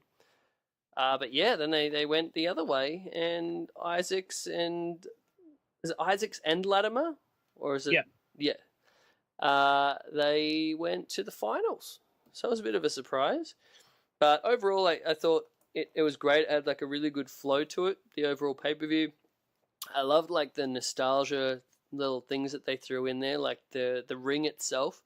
The ring apron or the ring mat looked great. When I first bought the pay-per-view, because I forgot that it was on to start with, and then I bought it, and then right as it started, they were just going into the entrances of Rock and Roll Express versus the Briscoes, which was the match I was the most excited to see on that entire show, and it did not fail to deliver. But yeah, when I saw just the ring with the old school blue and the yellow NWA in the middle of it, and just the overall that retro presentation, the building as well that they ran in up in Concord there, I think that was one of the actual same buildings that NWA used to run Crockett back in the day. So that is true. Yeah, so I thought that was all really, really cool. And the graphics as well, they had that real awesome late 80s NWA style graphics from the TV show, which I thought was just a really well done touch. But yeah. And I like the commentary team quite a bit. Yeah, Jim Cornette is such a great commentator in the year 2019. I would have not expected that, but he's as soon as he made his comeback onto those because he did the NWA anniversary show, and now he's doing the MLW. He's pretty much become the best commentator in the world, in my opinion. I did appreciate, sometimes they talk a lot, so they don't necessarily say the smartest things. And the oversimplifying of things comes off maybe a little dumb when they're trying to, reflect what's going on. At one point, some guy ended up in the front row, and Jim said, it's like 3D. It is 3D. Yeah, that's my point exactly, dude. It's like, not only is it like it, sir, it is in fact 3D. Stupid Jim. No, it was fun. It's so funny that like, he's trying to relate it to technology. Yeah. Like, trying to make some sort of modern day reference and fucking it up entirely. I don't know. I thought it had like a niceness to it. Like I'm just envisioning this guy with those old school kind of like 3D glasses, or in a 3D movie, and like the things are coming out of the screen, and like he can almost touch it when it touches him in the face. Yeah, yeah. And then someone's in the front row doing the same, and then have a wrestler just end up in their face. Oh yeah. I don't know. He blocked me recently. I don't fucking care for Jim Cornette anymore. Oh, don't say that. Yeah, that's I said it. Oh. Jim Cornette, fuck you. Oh, fuck you, Jim Cornette. No, fuck you. Okay, bye. God damn it. Everyone, please note that those fuck yous to Jim Cornette came directly from Mr. Vanderbeek and not from Chris. I'm a big fan and I love you, Jim Cornette, despite you blocking my good friend. Except for this is Chris right here, and this Chris says, fuck you, Jim Cornette. Hey, that's not me. This is a falsification. People can't tell the difference, sir. No. Courtney did remark how good your Australian accent was in the last episode. It was nice of her. She could placate me, make me feel good about myself. yeah, it's good. There's a bit of South African in there, there's a bit of New Zealand in there, but at the end, it's just a overall good job. I'm giving it a shot. I'm doing my best. Yeah. I'm doing my best. I love it. Other than that on the show, I did want to make sure to bury Medusa's speaking abilities. Did you see that bit? She was so robotic. It was so awkward. What with why all the dramatic pauses, Medusa? Yeah. Or Medusa, made in the USA. Like, is this the first time you told everyone that's what that meant? Because I never knew that. I'm assuming back in the day when she like debuted for fucking, what was that like women's company that she came up in like in the late 80s, early 90s? Oh shit. Was it the same one they made the TV show out of recently? Glow? She was a part of Glow? Maybe? I don't know. I'm probably getting this completely wrong, and we've got some like ardent Glow fans from back in the day that watched every single episode. Made in the USA. I never realized that at all. Yeah, I don't know. But yeah, she did not do a great job here. I was happy to see her to start with, and I thought the women's match was actually surprisingly good for what it was. I was very impressed. She comes back managing Royce Isaacs and Tom Latimer. Like, what? How did that angle develop? Could we get a backstage vignette of how that came together? Well, they had it in the match prior where they like took a tumble to the outside and she was like sitting on the outside and then she just had a quick word to them and then she walked to the back and then they turned around and were like, ooh. Like, how did this go? Entirely. Yeah, I don't know what it was meant to be. Is there like some sort of like three-way romantic situation that happened in the back and now they're all buddy-buddy, or I don't know. Well, to clear up anybody's that might have been yelling at their radio or podcasting device, she was originally just part of the standard old AWA, but then eventually moved on to All Japan Women. Right. And then there was a chick in WoW, I think her name was something Gold or something like that, but she was like an all-American USA type character, so maybe that's where you were confusing. That's probably it. Yeah Indeed.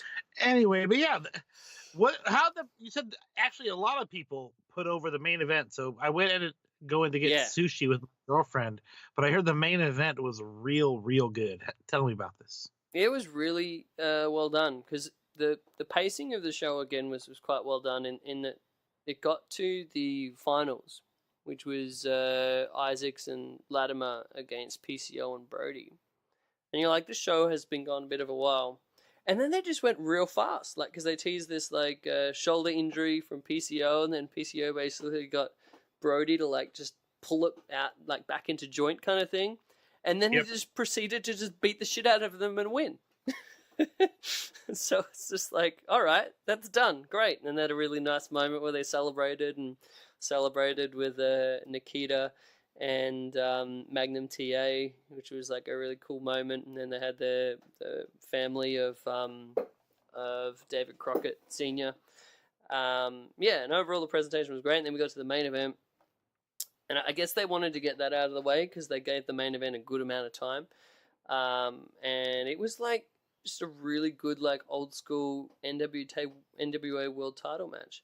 Lot of blood. Like, once the blood got going, that sort of gave that other sort of nostalgic feel, because like they were so big on blood in the mid to late 80s in Crockett. Like, you know, every time, pretty much every single Dusty match you ever see, he's just like bleeding from something. But yeah, so that then when like the mat just got like all smeared with the blood and it had like the bloody NWA letters, it was like, oh, that gets me like right in the nostalgic buttons. Like, there's just been a horseman beat down on poor Lex Luger or someone, and he's like covered in blood.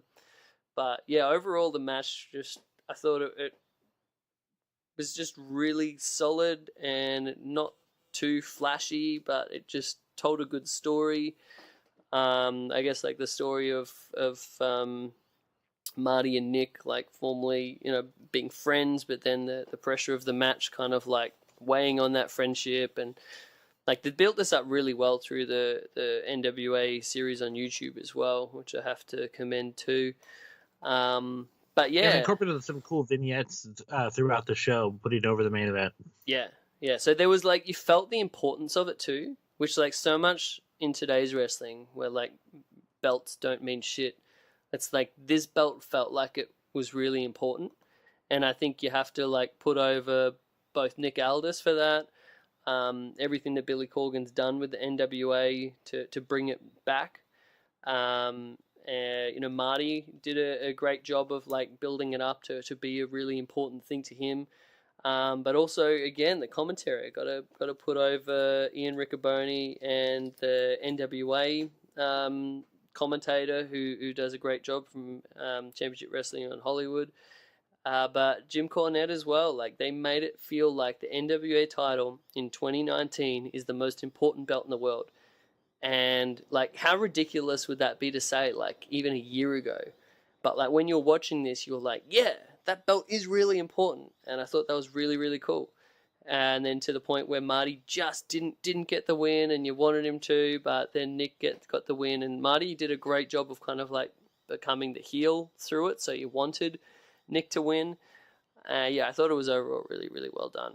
And yeah, that's awesome. It's just cool to actually care about a belt in wrestling. You know, it's like, it's been so long since you actually really do. I mean, New Japan does a great job of it, but a lot of other wrestling it doesn't. But I'm really excited with what's going on with the NWA, and I hear they've got a new weekly TV show coming up on YouTube, so as well as on the Honor Club. So that'll be cool to see how that goes as well. Very true. Very true. And Nikita Koloff looked bloody awesome. And English lessons have really done wonders for the man. I love the way they did the promo, where they're like, he just... Caprice is all like, what happened to your accent? Yeah, and he starts it with like the hard Russian accent, like back in the 80s, the Crockett World Championship Wrestling days. And then he just like sort of goes off, and then he's like, oh, you know, you live in America for long enough, you lose your accent. And we're just like, okay, great. That's been addressed. I remember as a kid, Nikita was one of the guys that, like, because I didn't watch a ton of NWA and stuff or AWA, but he was a guy that just looked scary as fuck. Like, yeah, holy shit. I've been watching back like a bunch of the mid-80s Crockett lately, and one of the best parts of it is Uncle Ivan and Nikita Koloff. Like, they're just such a great duo. Even just like after Nikita will do his like squash match where he just like murders this poor fucking jobber with the Russian sickle lariat. Just the promos where they're like yelling at this like, phony as shit Russian accents. But you believed it at the same time because it was presented with credibility. So it was a great act. Reason. When Yokozuna came out and said Samoa, my naive stuff said, "Man, Japanese people are the best." Like I had no idea. He was literally saying he's not even from Japan.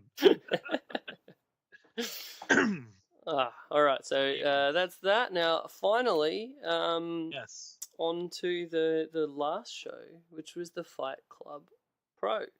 And I only finished watching this morning. This happened a few weeks ago, I believe. Yes, sir. I believe a week and a half ago. Yeah, in Wolverhampton, England, one of the main home bases of Fight Club Pro. Now, this is the group that is run or owned, or at least was it in the past, by Trent Seven and Tyler Bate? Not Tyler Bate. Trent Seven and Travis Banks, I thought. Oh, yeah.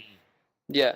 But yeah, it's the whole show had from the exact start of the show, it had like a really cool feel to it. Like just the presentation, the style of the filming. One of the things that you mentioned to me straight away, you're like, there's no commentary. And I thought that was really cool. Like you get like a different feeling. It's almost like you can focus more on the wrestling when there's no commentators talking, nonsense or whatever. I mean, I thought that was a cool thing. What did you think? Do you think it added to it or took away? I thought it added to it. At points in time, I was like doing art, so I found myself easily getting distracted by my art I was working on, so I couldn't.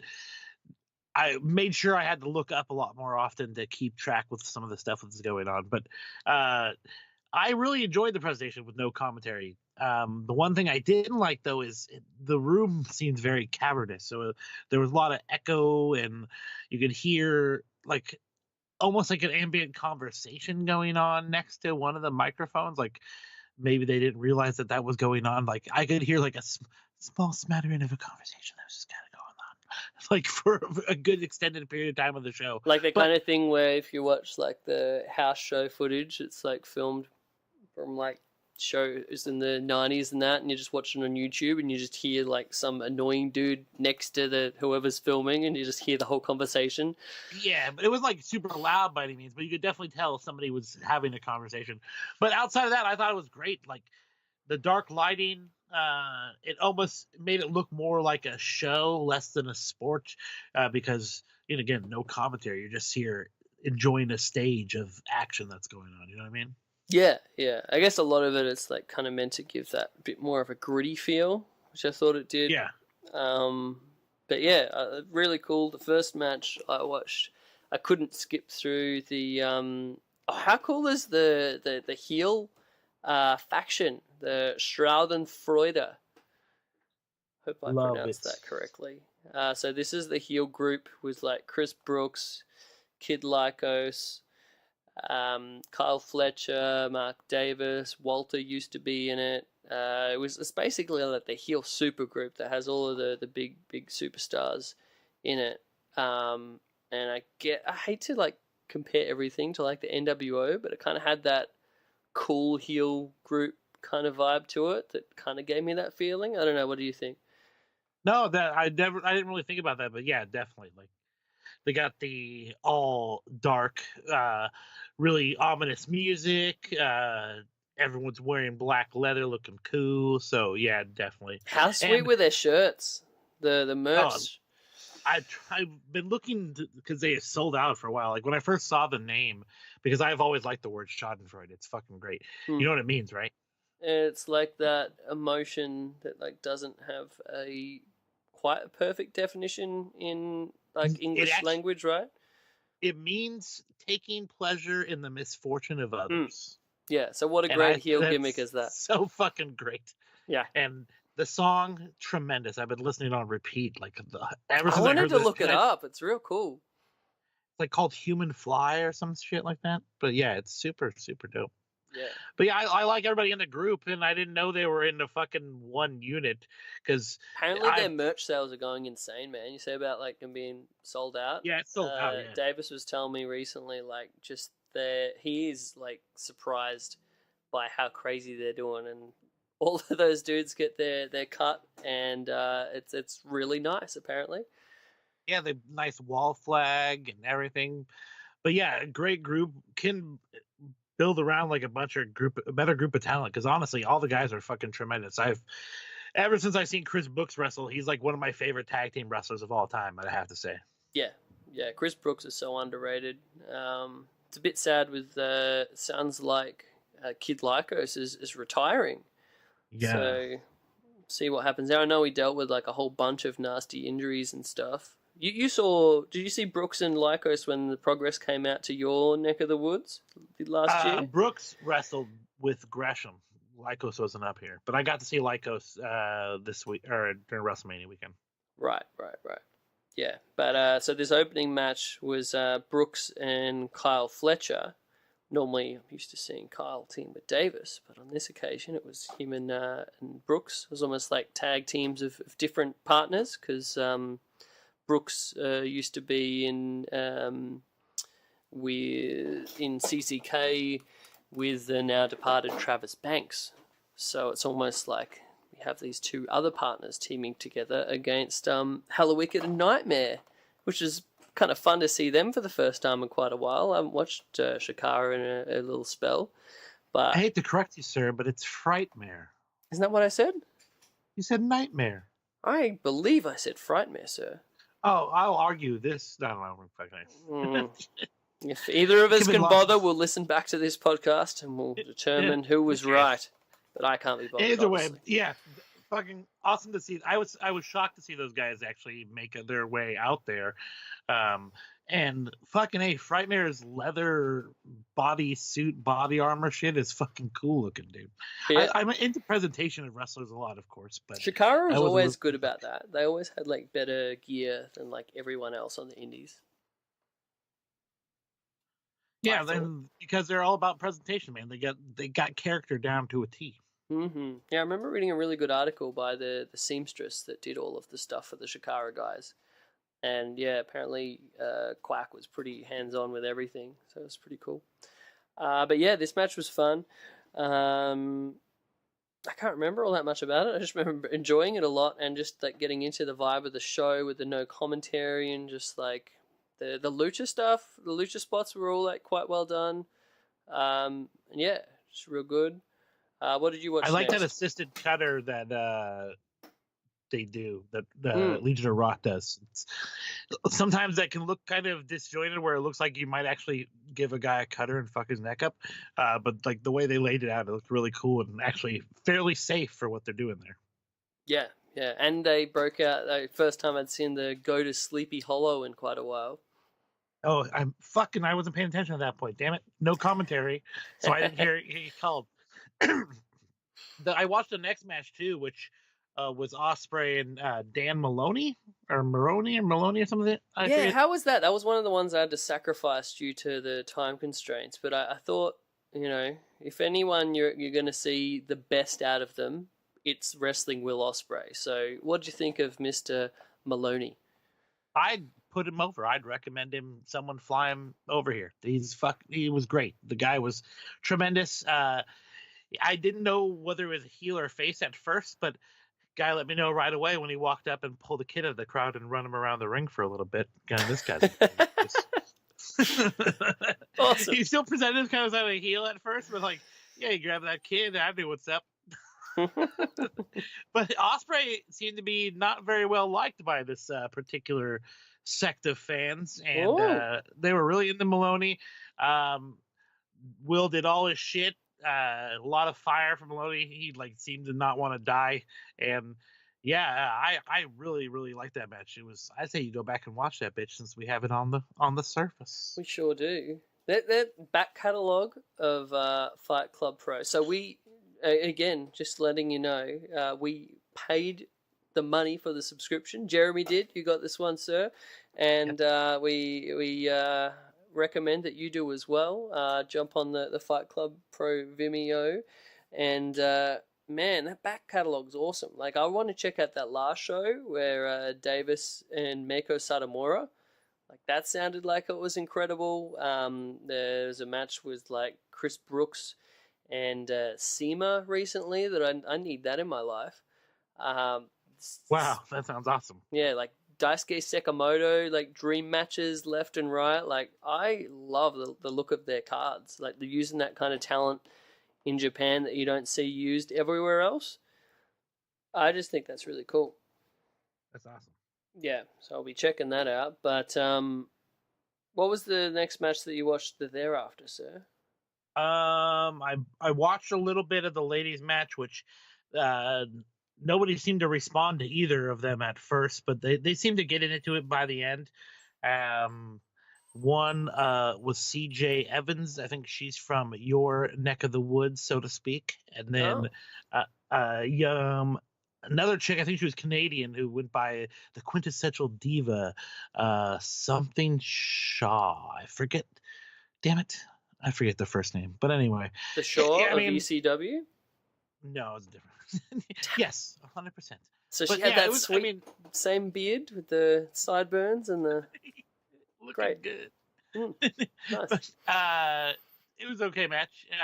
But the only real match I really was there to pay any real attention to was the aforementioned title match. Yes. I think that was what I went to next. And man, I knew it was going to be good, but that was awesome. I really enjoyed this title match. Mark Davis defending the Fight Club Pro title.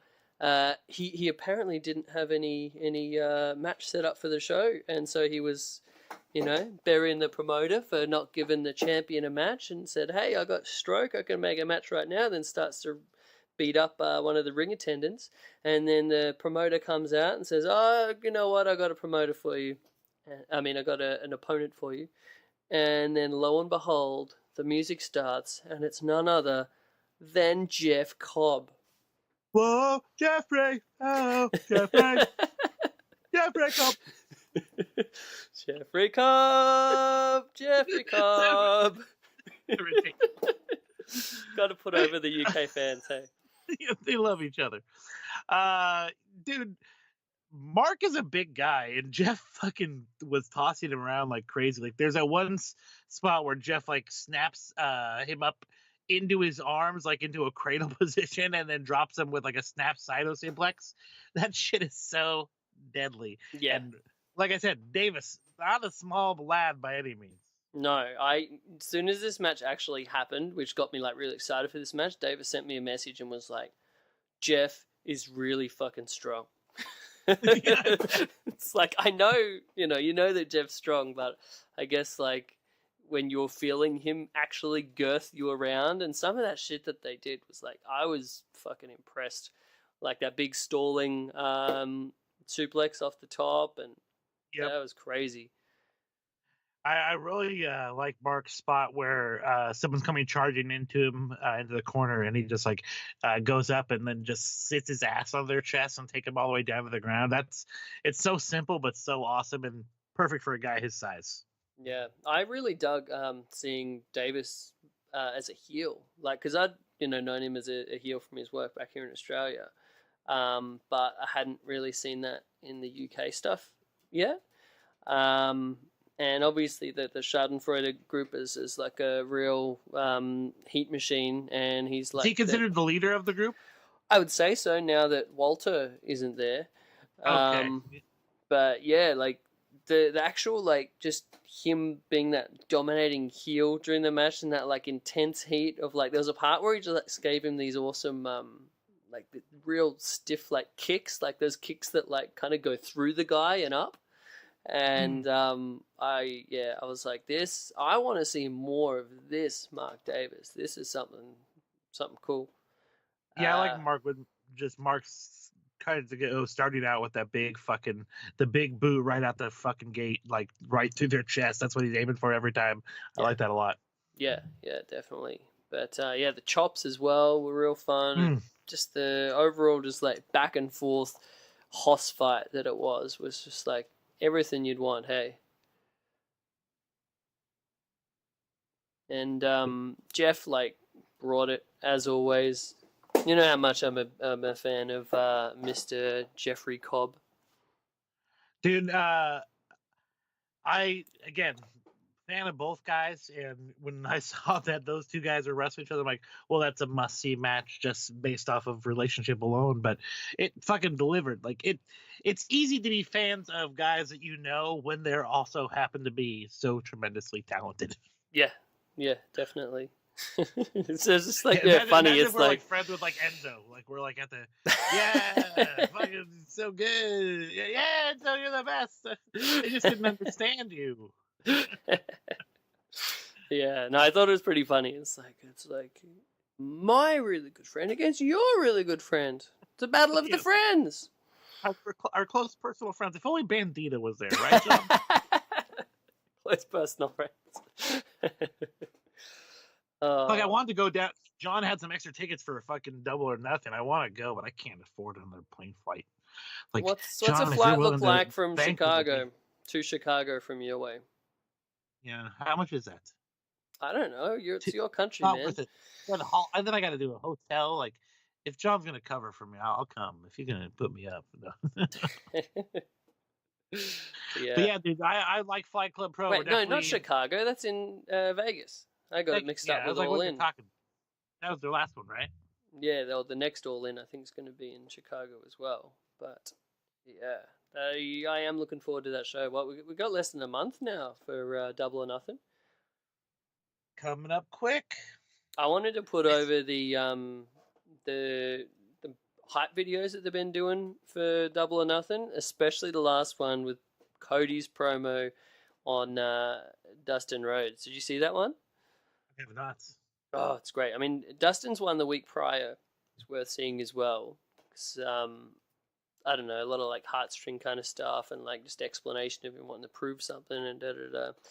But then, yeah, Cody's one back was just like one of those like all-time real good promos. Almost got like vibes like that Jake the Snake promo kind of thing out of it. Because he doesn't need to like yell and holler into the mic. He just needs to speak quietly. And you're just listening in carefully because that's when you know that he's got you.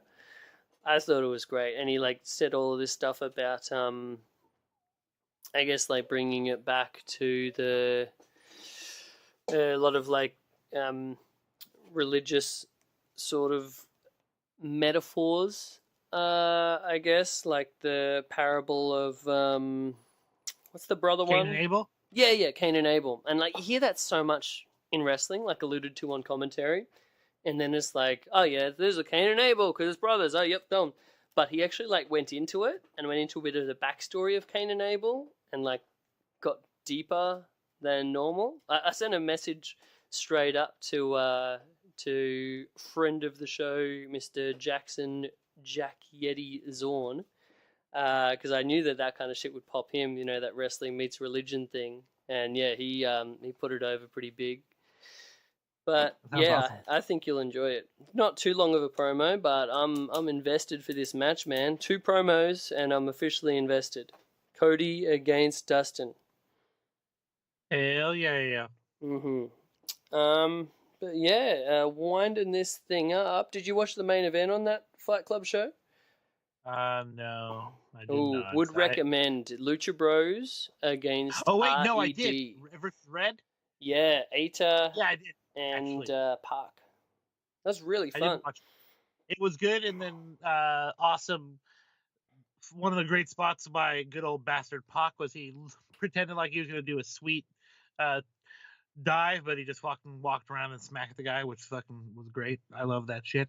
I love Pac's character right now of just like people expect the flips, but he's just a hard-nosed wrestler. He reminds me a lot, especially in this match. I was getting a lot of flashbacks to like Dynamite Kid. Okay, yeah, that makes sense. That really aggressive, hard-nosed kind of wrestling. I really dug it. Yeah, typical fucking lucha spots, but it started out like where they were going all over the place. They split off fighting on the stage. and then fucking Pac and Pentagon went off into the crowd, eventually getting back into the ring.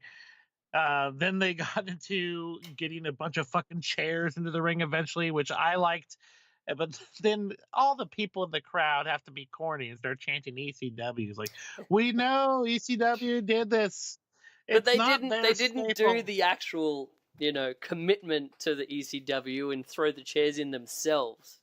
Come on, guys. Pac had to do it. If you want to do the ECW chant, you've got to at least piss off the venue and security and put everyone's health in danger by throwing the fucking chairs into the ring yourself. I've been at a show where that happened. It was quite comical. But yeah, and then it ended up where, of course, anytime you set up something big, eventually, what do you know? You're the one who's going through all that shit. So big pile driver into the big stack of fucking chairs. Pretty gnarly. Well, yeah. What do you think of the match overall? I am not familiar with Pac's partner too much. I've been a big fan of Eita for a while, since like when I saw him when I went over to the last WrestleMania in New York, New Jersey. There was like a Dragon Gate USA show, and it was like Eita and Tomahawk, TT at the time. And they were like sort of the young up-and-comers tag team, and I hadn't really seen him before. And I think it was Eita, but he did like this moonsault to the outside, and like the top of his head connected with the top of the ring post. And it just made the most ungodly thud, and everyone just like went completely silent. I think we'd just seen a guy murder himself.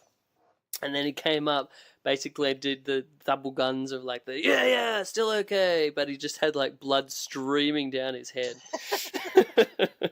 So that was my first experience with Eita. But I'm a big fan of Dragon Gate at the moment. If people haven't checked out Dragon Gate for a spell, like they've got a really fun product going on. RED's like the big time heel unit there. Like Pac and Eita and two of the main guys in it, but it's quite a few other dudes that are really good too. Kanda and the rest. But Eita has just become like such a real solid performer.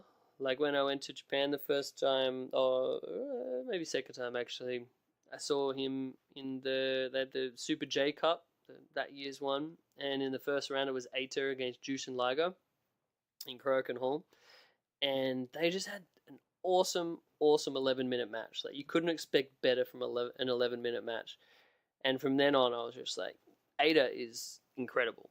So I think the more people, if you actually check out a bit more Dragon Gate, you'll kind of like get to appreciate him a bit more. He's worth it. Right on. Yeah. All right. Well, let's close this baby down and beep beep beep beep beep beep beep. We've already done one, but a part 2 of David Arquette-Watch. I wanted to mention this last time, but I forgot. David Arquette news on the Northeast Wrestling Show recently. Up in Connecticut, I believe. He was on the show, and he did a bit of a heel turn, and he did a bit of a Andy Kaufman-esque kind of a heel turn. Hollywood? Yeah, I'm from Hollywood. And then who was going to come out to respond to that? None other than Jerry Lawler. And he got pile-driven by Jerry Lawler. And then he did an amazing tweet after it saying, "I'm serious. I'm suing Jerry Lawler. I'm from Hollywood and I'll not be treated this way. I'm a celebrity." That's awesome. I love it. I popped so big for that. Yeah. Awesome. Yeah. So there we go. David Arquette-Watch. Let's get us into some plugs and shut this baby down. All right. I'm going to plug something I think is cool. I want everyone to check out this sweet hip-hop album called Malibu Ken, featuring one rapper by the name of Aesop Rock and the DJ by the name of Tobacco. It's like a six-song EP, 6 or 10, pretty short. It's great. If you like hip-hop, it's pretty chill, but it's called Malibu Ken. And then for me, I'm going to check that out. I love me some Aesop Rock. Oh, dude, it's real good. The whole thing is real good. Me, Jaims Vanderbeek, at JAIMS Vanderbeek on both Instagram and Twitter. Also, give Without a Cause a follow, Because if you guys start following them because of me, that social influencer gimmick is actually a little bit more legit. So do that shit. Let's make it a reality. Yes. All right. Well, plugs for me at Chris Things on the Instagram and on the Twitter. Check out that Instagram for some rad art. Hit me up if you want a print of any of the crazy shit I have on there, or even if you want a commission of your own, a bit of a one-off. Let me know what crazy ideas you got, and let's make that magic happen. At Chris Things, the show at Grown Men Pod. We also want to make sure we give a big shout out to our friends over at Social Suplex, the podcast hub. All of those other great shows you can find out on there. We've got One Nation Radio, the Ricky and Clive Wrestling Show, Wilfred Watches, Omega Luke, All Elite Show, Keeping It Strong Style, as well as us. All that at socialsuplex.com. Nailed it, buddy. I think that's my best go home plug that I've ever done on the show. Just saying. 100%. Let's not screw it up before we get out of here. Get swifty, everybody. Woo! Thanks, guys. Done and done. Yeah, I'm gonna go make some salsa. Get ready for Cinco de Mayo. I was kind of rushing through it because I knew that we have the music that I didn't edit out. I pushed it back to an hour 51, thinking there's no way we'd go an hour 51. And now it's about to kick in. Any chance we could end the show with Schadenfreude's music, actually? Could you edit that in? Ooh, I think we could get that in there somewhere.